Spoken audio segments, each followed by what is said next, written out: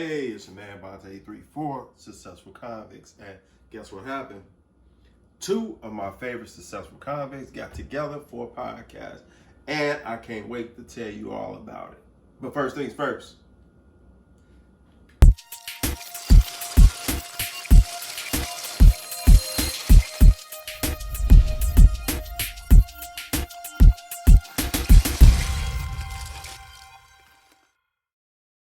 Hey, you're back with Bonte 83 for Successful Convicts, and today's episode is brought to you by Bonte 83 Car Cologne. Yep, Bonte 83 Chicago and Bonte 83 Minnesota.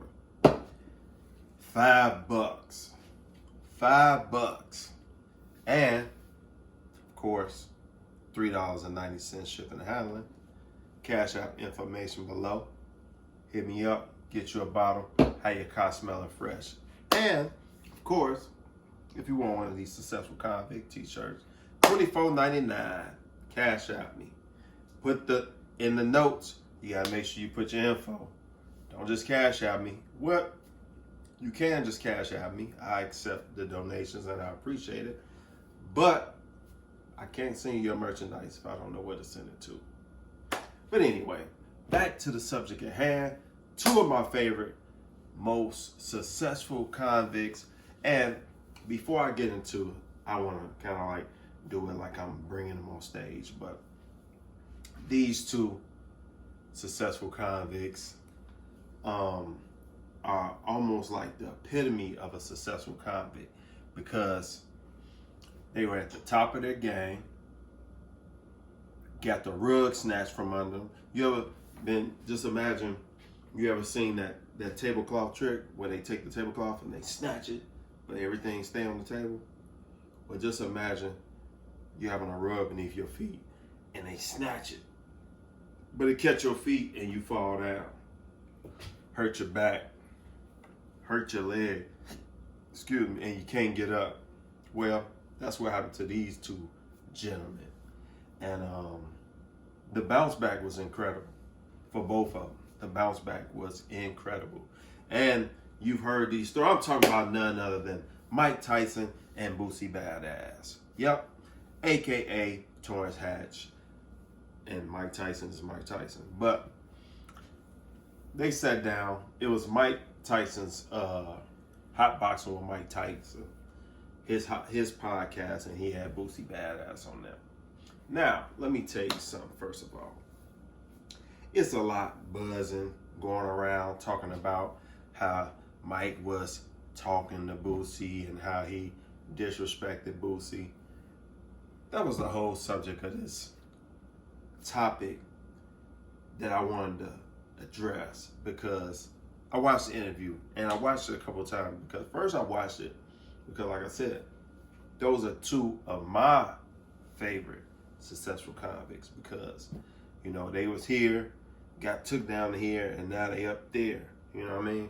So just the bounce back and the whole, you know, success journey is what I like to see. I like to see people winning. You know what I'm saying? And those two guys really are winning. And, you know, between those two, I can only imagine. I can't even begin to say I understand. I can only imagine the things they went through. For instance, Mike Tyson, world champion, you know what I mean? Had a rough childhood.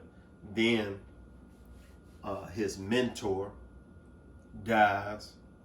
You know, that was a heck of an emotional thing he had to go through.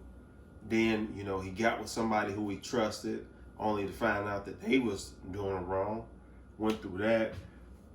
Love. Married a woman. Found out that wasn't real. You know what I'm saying? To go through all that on top of just getting flooded with money, being in a position to buy anything you want. Anything. Like, I believe I've seen interviews where Mike talk about $1 million watches he had. You know, he would crash his, at that time, Rolls Royces, which was very, very expensive. Almost like, I mean, well, they still expensive. But he would crash and have an accident with somebody and give them the car. Now, granted, the person he gave it to probably couldn't even afford to get it fixed, but that's a whole nother story. And it's just like for you to go through all of that on the, human side, and then on the superhuman, the Hollywood, the glitz glamour, and you're going through all that at the same time, then catches a rape case. I don't know the logistics of it, but being that his position, and you got to understand street mentality, people do stuff with ulterior motives. So looking at the situation, do I think he was guilty? In my opinion, no. It was a setup, not to mention all the other little setups that we never heard about. You know what I'm saying? To go through that, have to go to prison, not just get charged with something, but get found guilty, go to prison, and then come back. You know what I'm saying? And I think he went even further down to the bottom. I think he even admitted that he was doing, cocaine real heavy, and then was flat out broke, and now he back at a level. I can say he's at the top of his game because he always speaks about being free in his mind, and that's nothing money can buy. So once you attain that level of feeling, you won. Now, going on to Boosie. Boosie was charged, I want to say he was charged with murder. And then when he was in prison, he was in the jail or waiting to go to prison, caught some more charges with some supposedly smuggling stuff in and with the guard and all that type of stuff. Get found guilty, go to prison, you're on death row, and he said, I heard in an interview where he was talking about how the guards were saying, I can't wait till they stick the needle in you. You know what I mean? At that point, for those of us who've been incarcerated, not necessarily to that depth or to that level, a lot of us had out dates. Even though when you go in there and you got a long out date that's way down the road, you feel like you're better off than that person that got a life. To say you leave in a body bag, you leave when you just expire. I think they put expiration or expire on that's your out date, expire. And then when they ship your body out to your family to go to the funeral home or whatever, do you know that they ship the bodies out in handcuffs? And I'm pretty sure there's a lot of people that don't know a lot of things about what goes on in prison. But that's just one of the many kind of like sick injustices that you have to deal with. And you're going to get those people that's going to say, well, if you stay out of prison, then you don't have to worry about it. That's true. I mean, no way around it. That's true. But everybody in prison is not guilty. And then of the guilty, a lot of those people aren't guilty of what they're tried or convicted of. But not to get off the subject. Boosie came home.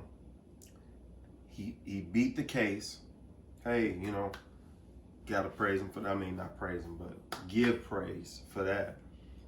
Then gets found out that he got cancer. So he go through all of that, beat the case, come home, and got cancer. Then he beat the cancer. You know what I mean? So it's like, these two guys, for them to sit down together, that was just monumental in itself. So the interview went, and I don't want to give too much of the interview because you can just check out Mike Tyson's podcast, Hot Boxing with Mike Tyson, and see it for yourself.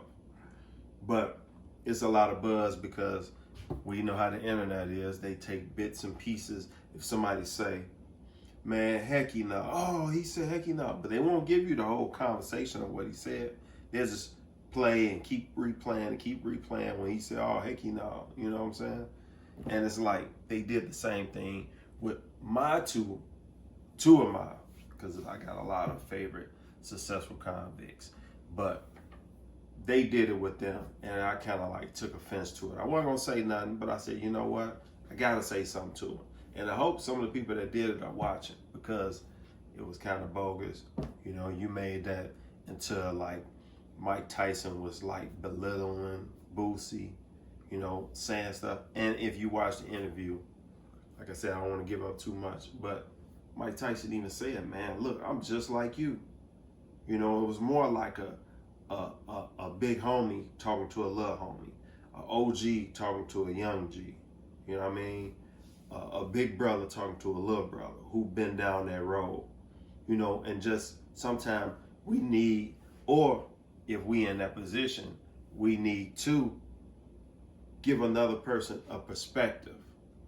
And sometimes that perspective has to come out kind of cold, you know, and then a lot of people just don't understand, you know what I mean?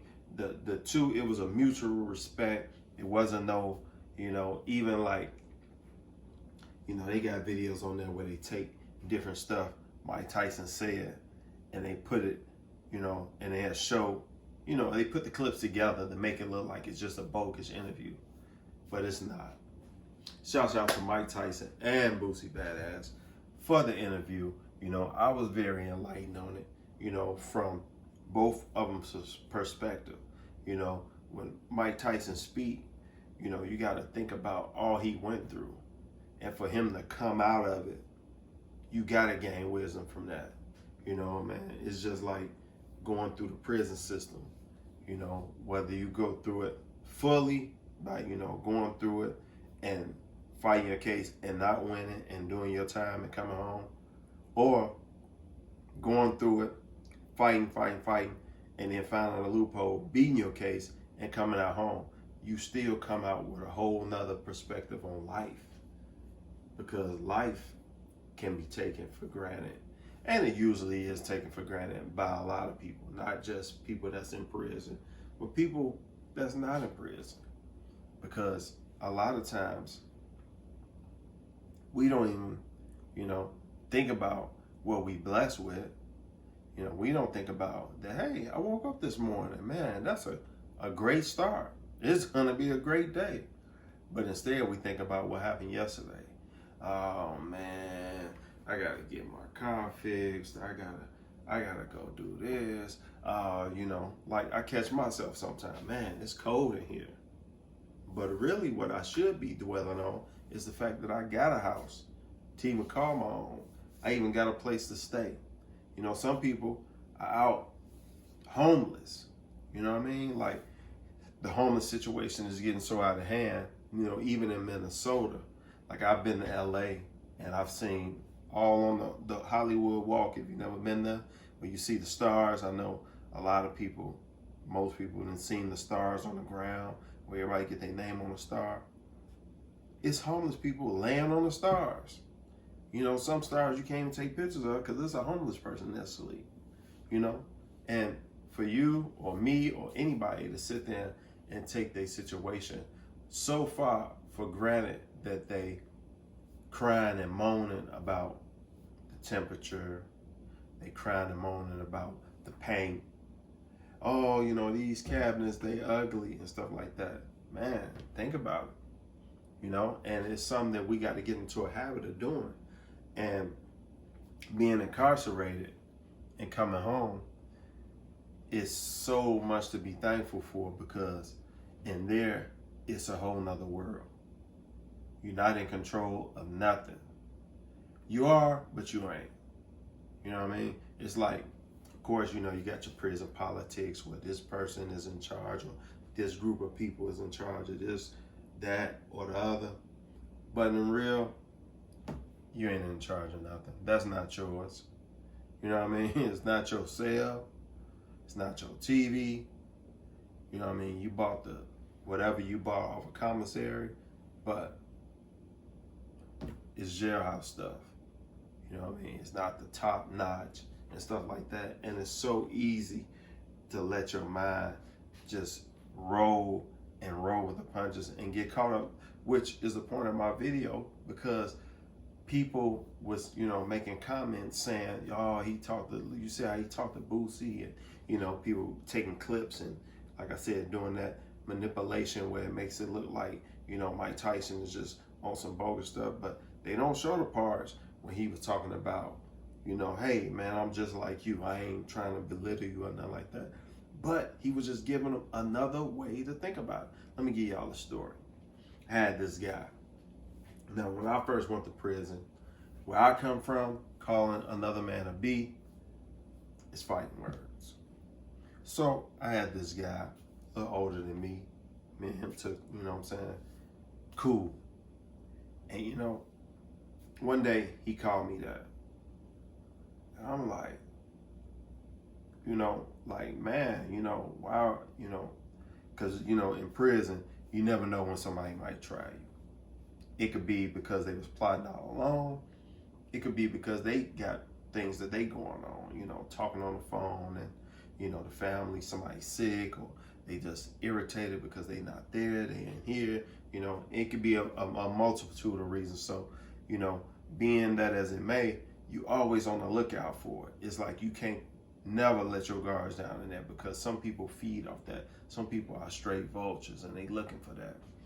So when he did that, I was like, you know, in my head, like, man, because I had let my guard down lower than I should have, you know, and I'm just like, you know, dang, you know, there I go thinking somebody was cool, and it is what it is, you know.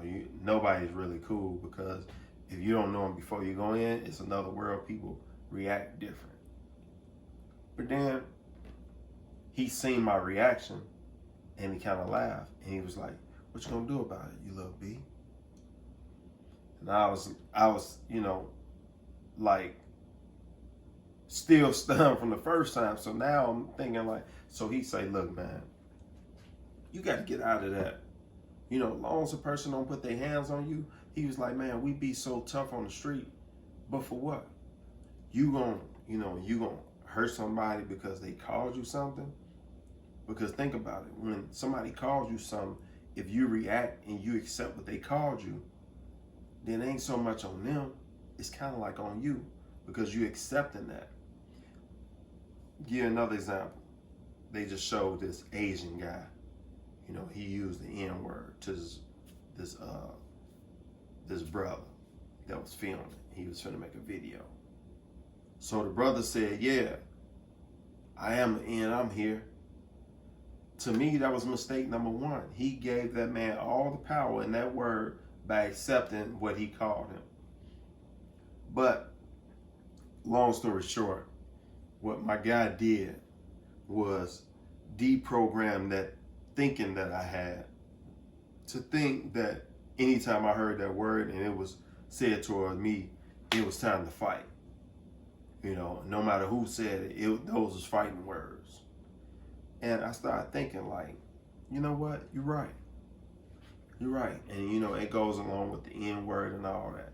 Because if you walking down the street and somebody, you know, calls you whatever word derogatory to you, and you turn around and say, "What?" You just kind of like took admission to that word and took hold of it and said, "Put on your back. Yeah, that's me."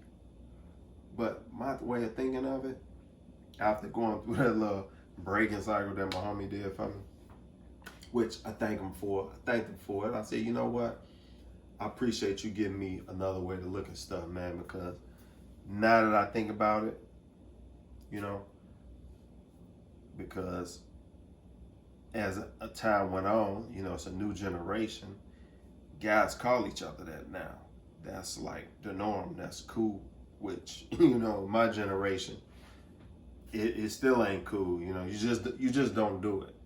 You know, so it braced me for dealing with those guys that was coming in with those, you know, loose lips, and you know, that's the way they kick it out on the street, and you know, that's the way they do things. And it's just a new generation, basically. So it helped me with that, because the new generation, well, what I did, I just didn't really conversate with guys under 25, because that's just the environment. The environment was so rough that the guys under 25, I knew they didn't have, one, the mental capacity as far as, you know, because a lot of them was fresh in, so they didn't understand how it worked in there. They didn't understand that, you know, regardless of how dumb or stupid some minute might be, it's just certain things you just don't take it to a certain level because these people are programmed. That's in their head. Like how my buddy did me, you can't just do that with anybody. And I'm pretty sure he wouldn't have tried to do that with anybody because some people, it's ingrained, it's instilled in them the way they are, and you're not gonna break that. It's like that horse that you're not gonna put a saddle on. So, back to two of my favorite successful convicts, Mike Tyson and Boosie Badazz. Shouts out to them for putting on a dope interview, and man, listen to it. Listen to what's really going on because it's some jewels being spread in there. Some jewels being spread. And I really enjoyed the interview. And maybe one day I'll get to interview both of them. But until then, grab you up some Bont 83, car cologne, grab you a Successful Convict t-shirt, and just another thing. When you grab your bottle of the car cologne, send me a video. Or leave a comment. Tell me how you like it, how you don't like it, or whatever.